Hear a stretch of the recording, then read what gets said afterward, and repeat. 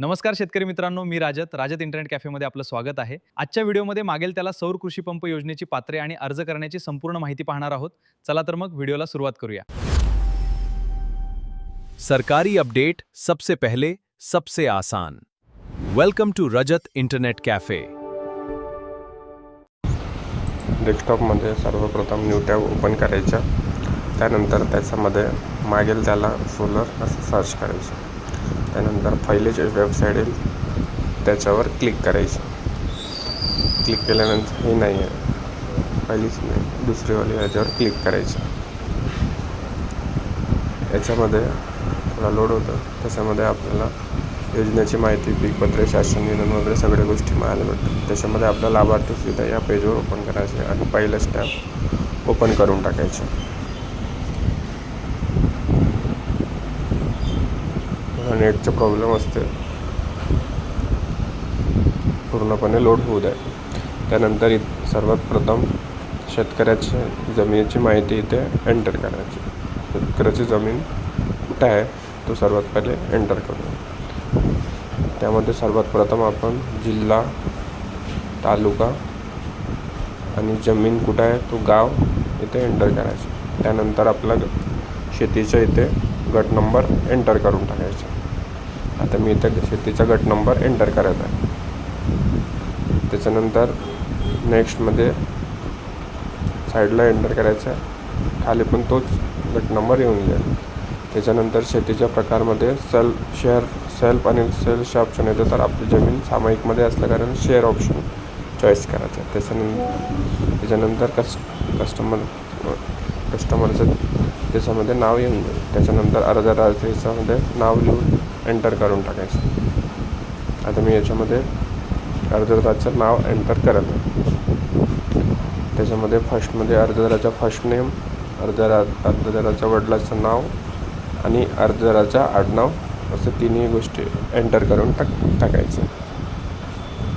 आता मी फटाफट तिघांची नाव एंटर करतो. त्यानंतर लिंग मेल निवडून टाकायचं.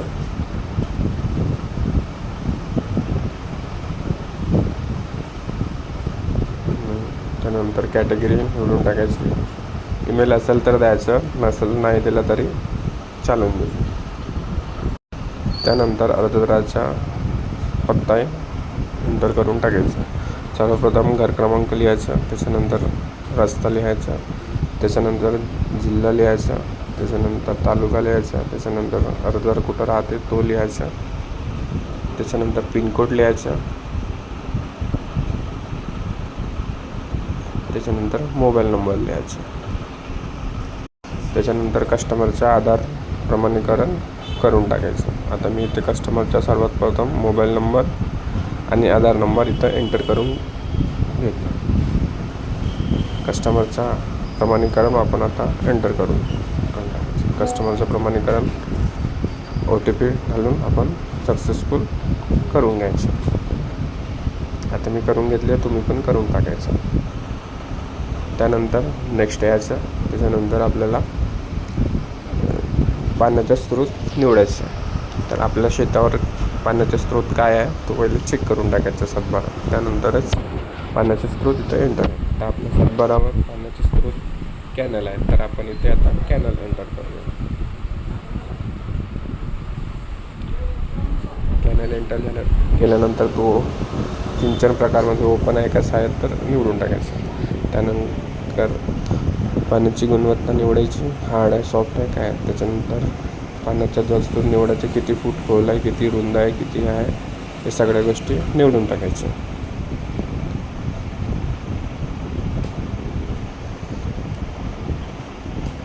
त्याच्यानंतर कृषी तपशीलमध्ये आपल्या जमिनीची माहिती भरून टाकायची. आपण जमिनीमध्ये काय लावलं तो इथं एंटर करायचं. आता मी खरीप लावली आहे तर खरीप 5 एंटर करून टाका.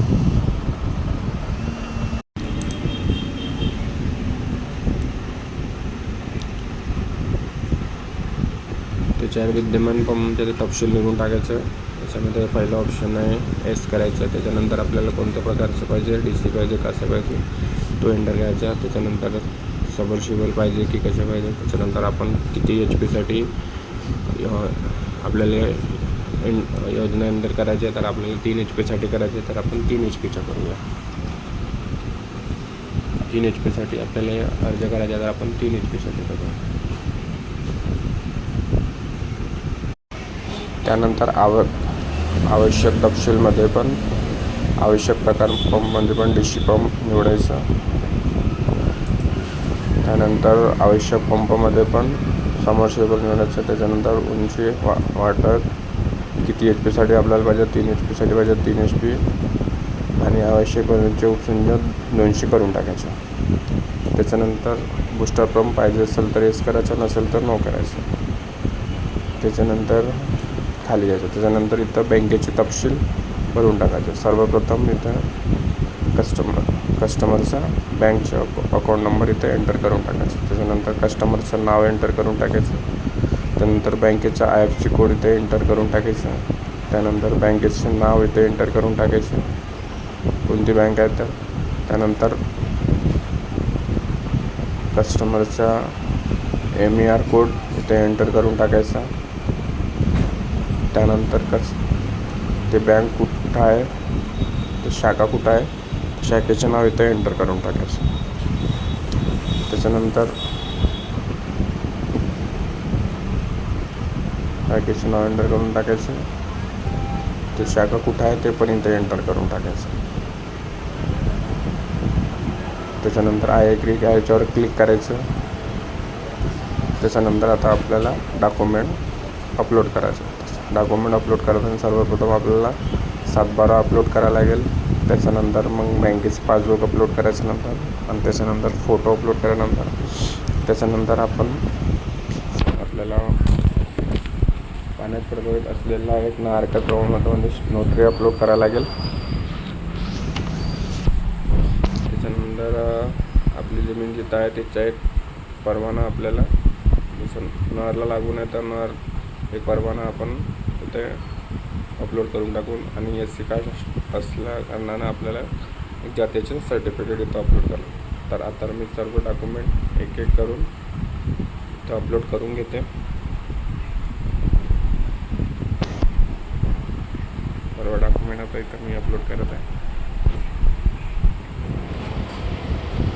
सर्वांचे नाव, पासबुक, फोटो वगैरे सगळ्या गोष्टी सगळे एक एक करून मी सगळ्या गोष्टी आता इथं एंटर करत आहे. आता मी सर्वप्रथम सगळे एक एक करून एंटर सगळ्याला अपलोड करून टाकते.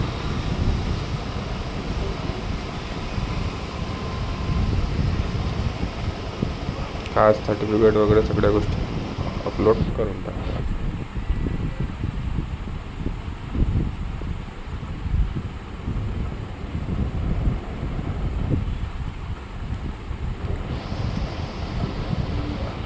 सगळं अपलोड झाल्यानंतर आपला फॉर्म एकदा पूर्णपणे चेक करून टाकायचं. काही चुकलेला असेल तर त्याला एडिट करता येते. एकदा फॉर्म सबमिट झाल्यानंतर आपल्याला दुसरा एडिट करता येत नाही. तर आपला फॉर्म एकदा पूर्णपणे चेक करून टाकायची. सगळी माहिती आपण पूर्ण भरलेली आहे का ती बरोबर आहे.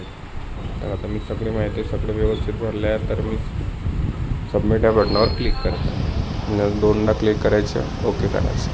अशा प्रकारे आपण मागेल त्याला सूर्यपंपासाठी अर्ज करू शकतो. आपला फॉर्म यशस्वीरित्या सक्सेसफुल झालेला आहे. याची प्रिंट काढून कस्टमरला देऊन द्यायची. आता मी याची प्रिंट काढून कस्टमरला देत आहे. त्याच्यानंतर आपल्याला किती 3 HP किती रक्कम भरावं लागते त्याच्याकडे आपण क्लिक करू. त्याच्यासाठी आपल्याला रक्कम भरा याच्यावर क्लिक करायला लागेल.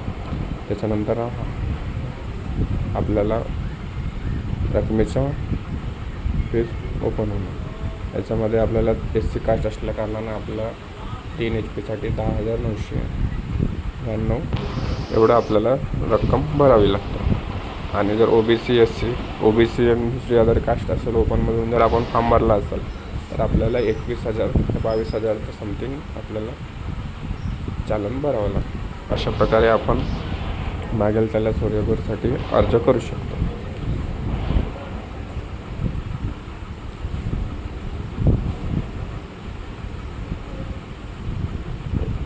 चालन भरण्याच्या अगोदर आपले डॉक्युमेंट एकदा सर्व व्हेरीफाय करून एकदा करून घ्यायचे, त्याच्यानंतरच चालन भरून टाकायचे.